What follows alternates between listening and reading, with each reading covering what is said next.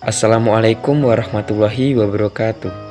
Perkenalkan, nama saya Endra Oktawahyuda, NIM 210860033, Prodi Penjaskesrek, Fakultas Ilmu Keolahragaan Universitas Negeri Padang.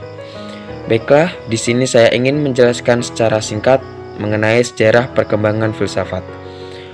Perkembangan filsafat dapat dikelompokkan dalam beberapa periode sebagai berikut. Yang pertama adalah zaman Yunani klasik.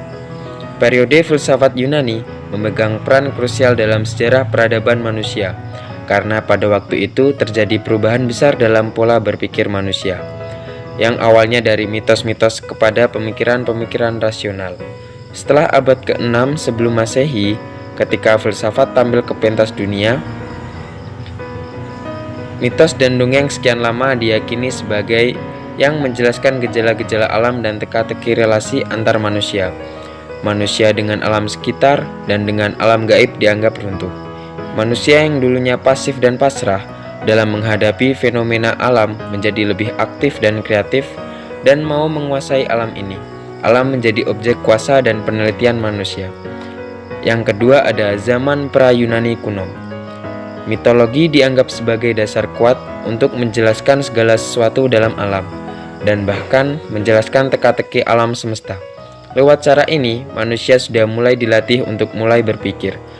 Kesusastraan Yunani sebelum filsafat secara formal lahir sudah ada karya-karya besar seperti Iliad dan Odysseus, di mana syair dalam karya-karya tersebut selalu digunakan sebagai buku-buku pendidikan untuk rakyat Yunani. Yunani kuno adalah tempat kelahiran filsafat kuno dan olahraga Olimpiade. Keduanya saling berkaitan, di mana filsafat sangat berpengaruh dalam penampilan atletis di Yunani kuno. Pada masa tersebut, kemampuan seseorang diukur melalui kemampuan berolahraganya. Hal ini dapat dilihat pada karya sastra Odisseia oleh Homeros yang menarasikan perhelatan olahraga oleh masyarakat Skeria. Olahraga dipandang sebagai suatu hal yang dapat dikaji secara epistemik melalui proses metodologis yang memperbolehkan kita melihat kebenaran objektif potensi atletik seseorang dengan melibatkan orang tersebut dalam suatu pertandingan olahraga. Kemampuan atletik dinilai sebagai jalan untuk menjawab persoalan kesenjangan sosial. Olahraga dinilai sebagai pendidikan moral. Plato bahkan mendorong keterlibatan wanita dalam olahraga untuk memperkaya moral mereka. Aristoteles menekan kegiatan fisik sebagai sebuah tanggung jawab yang etis. Filsafat olahraga kembali bangkit berkat karya filsuf dari Universitas Yale Paul Weiss yang berjudul Sport, A Philosophical Inquiry pada tahun 1969. Weiss melihat karya-karya terkait filsafat olahraga sebagai refleksi elitisme akademis.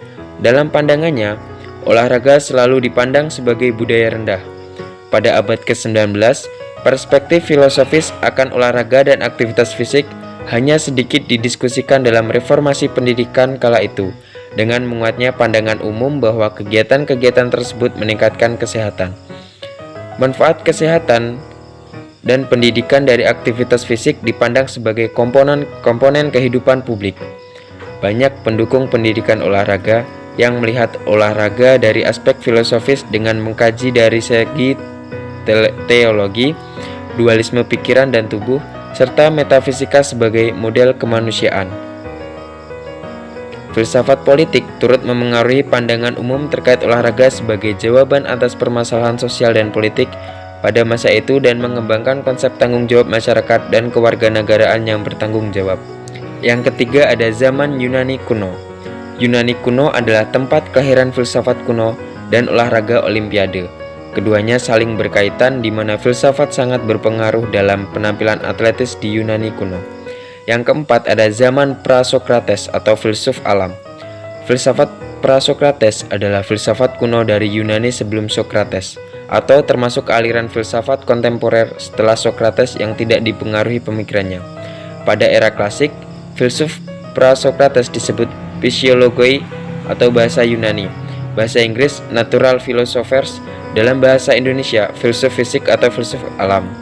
Aristoteles menyebut mereka physikoi dan kata fisis atau alam. Yang keempat ada zaman pra-Sokrates atau filsuf alam. Filsafat Prasokrates adalah filsafat kuno dari Yunani sebelum Sokrates, atau termasuk aliran filsafat kontemporer setelah Sokrates yang tidak dipengaruhi pemikirannya. Yang kelima ada zaman filsafat abad pertengahan 6-15 Masehi. Filsafat abad pertengahan adalah filsafat di era yang dikenal sebagai abad pertengahan. Periode sejarah yang membentang dari jatuhnya Kekaisaran Romawi Barat pada abad ke-5 Masehi hingga periode Renaissance pada abad ke-16. Filsafat abad pertengahan dipahami sebagai sebuah proyek penyelidikan filosofis yang independen yang dimulai di Baghdad di tengah-tengah abad ke-8 dan di Prancis. Dalam masa pemerintahan Charlemagne pada kuartal terakhir abad ke-8, periode ini juga didefinisikan sebagai proses menemukan kembali budaya kuno yang pernah berkembang pada masa Yunani dan Roma.